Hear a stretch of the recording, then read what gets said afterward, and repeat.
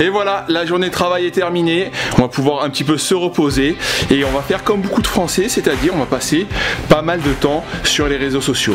Et bien moi, j'ai repensé ma façon de les utiliser grâce à 5 petites techniques que je vais vous expliquer pour que finalement les réseaux sociaux ce soit quelque chose d'enrichissant pour moi et que ça m'apporte vraiment quelque chose. Allez, je vous montre ça. Et oui, parce que bien utiliser les réseaux sociaux, c'est aussi un thème de santé publique. Vous savez qu'on peut vite tomber dans l'addiction à ce genre de réseau, y passer beaucoup de temps, c'est très chronophage, donc il faut savoir aussi faire la part des choses et que ça vous rapporte quelque chose de positif, que vraiment l'expérience utilisateur soit positive. Et Instagram est aussi un réseau à part car il est caractérisé par le fait qu'on consomme un maximum d'informations, un petit peu comme si on allait au fast-food. Les Américains appellent ça le fast-food content. On mange de l'information, on reste concentré que quelques secondes sur chaque story, sur chaque post et on passe au suivant, et à la fin ça nous apporte vraiment rien de concret. Et moi quand j'ai réalisé ça, je me suis dit qu'il fallait que je repense ma façon de l'utiliser. Donc c'est pour ça que je voulais vous parler des 5 techniques que j'ai mis en place pour que ça m'apporte quelque chose d'enrichissant. Et pour cela je vais vous faire une démonstration en vous montrant mes statistiques sur Instagram et mes statistiques sur YouTube pour que vous compreniez bien la différence par exemple entre ces deux réseaux sociaux, comment les gens les consomment. Donc première vidéo sur Instagram, je vais vous montrer toutes mes stats sur la vidéo sur la posture. Cette vidéo IGTV que j'ai adorée, qui durait plus de 4 minutes. Donc on va regarder ensemble les statistiques de cette vidéo. Je vous les affiche là. Donc on est à presque 7000 vues. Vous voyez qu'il y a beaucoup de commentaires. Il y a eu beaucoup de commentaires positifs sur cette vidéo qui a beaucoup plu. Et on a une rétention de l'audience qui est pourtant très faible. On est à 8%.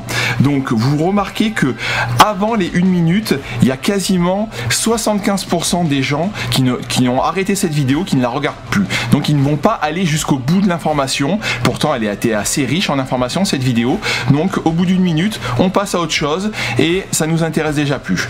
Donc ça c'est vraiment une première information sur comment on consomme Instagram. Et du coup on va comparer avec une vidéo, ma meilleure vidéo sur YouTube qui est le strapping de cheville.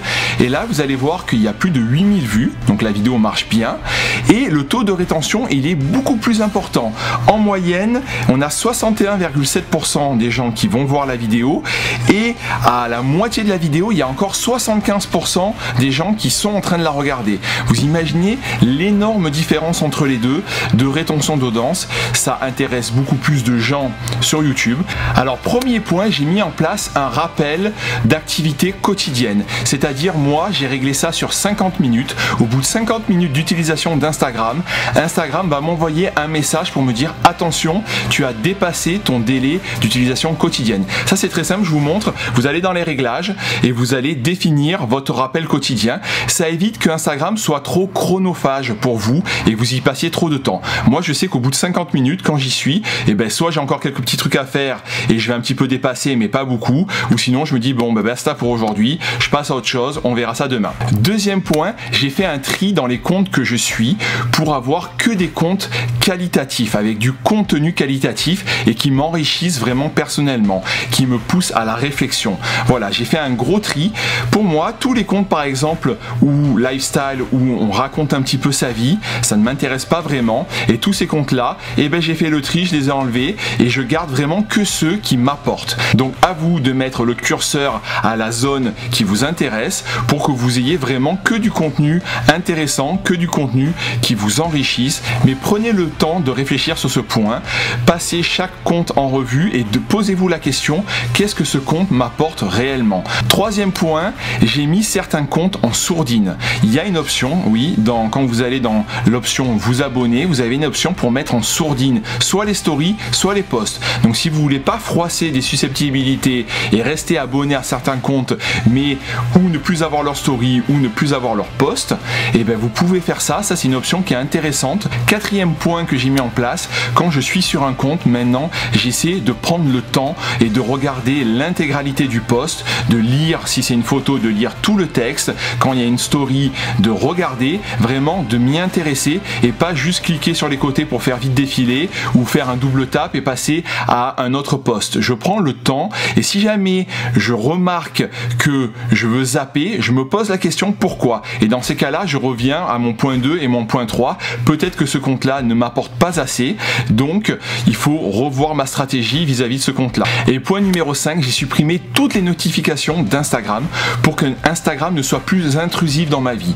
Je décide quand est-ce que j'ai envie d'aller sur Instagram, quand ça me plaît, quand j'ai envie, et plus quand on m'envoie un message ou quand un tel a fait un nouveau post. Non, c'est moi qui décide. Donc déjà, enlevez toutes les notifications. Vous verrez que vous vous sentirez beaucoup plus léger vis-à-vis de ça.